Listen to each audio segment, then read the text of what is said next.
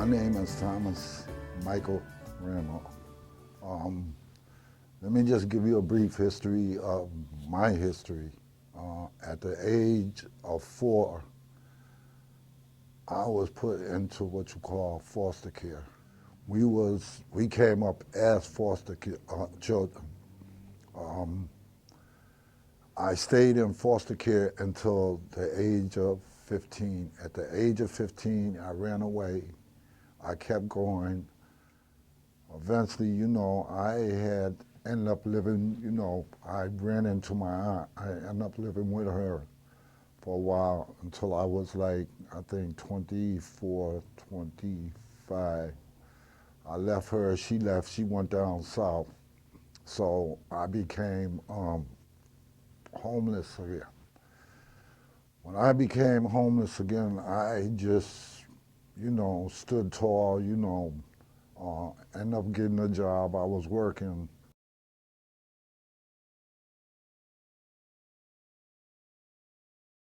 I knew how to, advocate myself to people where people would, understand like whatever I needed, I got it because I knew how to talk to people, to get it. It wasn't a scheme or nothing like that. It was just at the time, excuse me, I needed, the help, and certain people, gave me the help. And once I really got back on my feet, I dropped again because, I choose to go into, drinking and drugging.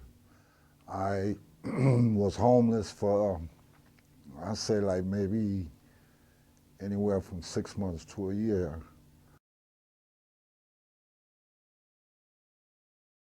It's like when you homeless, it just seemed like a lot of people just didn't want to be bothered with you, so you had to, particularly, brace yourself, at a certain place. I said to myself, once I get my own place again, I would more like less, appreciate it, because it's to the point where, when I was out there, I know how I felt to be out there, It's not what you call a very good atmosphere. When you have like anywhere from 8 to 12 hours, you have to, like walk around all day. You have to go this place. You have to, just to, to kill the time. Nobody's house to go to. You don't know when you're gonna eat again. And out there being homeless, there's certain people you meet that you do not want to be involved with.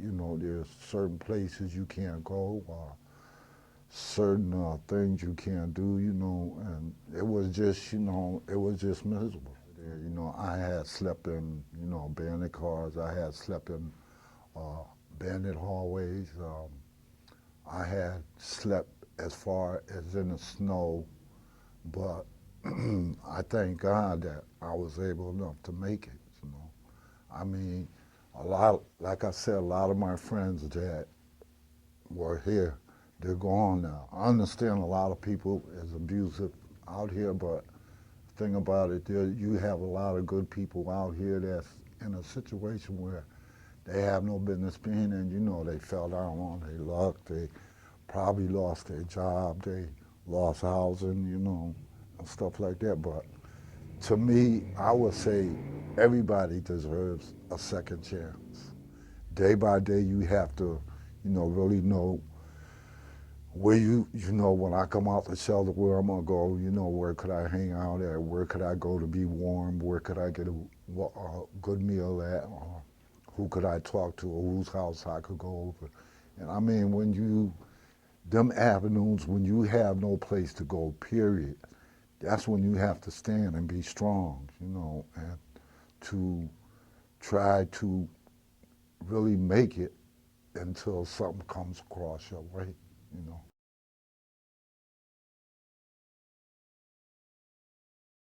So when my friend introduced me to art, I talked to them. They managed to put together a plan that helped me, to get to where I'm at today. It was like a big burden off my shoulder. Like right then and there, I knew I was blessed.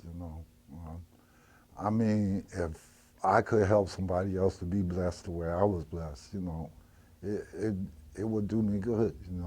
Like, I mean, to pass it on to somebody else, like, this is how I got my help, this is what I went through. I will refer them to art because I was referred to art. And right today, I could say I live comfortable.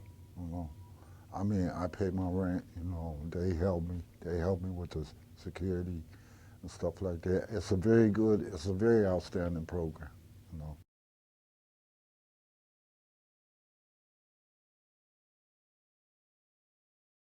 And I was just a blessed person to have the good Lord to have his hands on me, when I was out there in a struggle, and I could imagine, how it is for a lot of other people that are homeless. It's a struggle. And if you look at it, if you haven't been beat up or beat down enough in the streets, if it's not enough for you, you gotta keep on doing what you do. If you know you're doing something wrong, stop it and try to get help and try to, you know, live what you call a respectable life.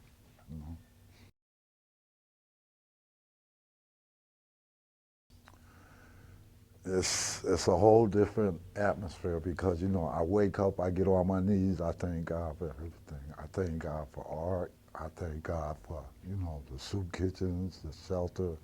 I'm just the type of person. I'm appreciated, you know, from where I came from where I'm at now. I was really what you call lost out there in the world, and now that I'm back on track, I feel I could conquer anything now. That's the way I feel, you know. I used to be what you call a street person, but now I'm what you call a homebody. And I'm thankful for that.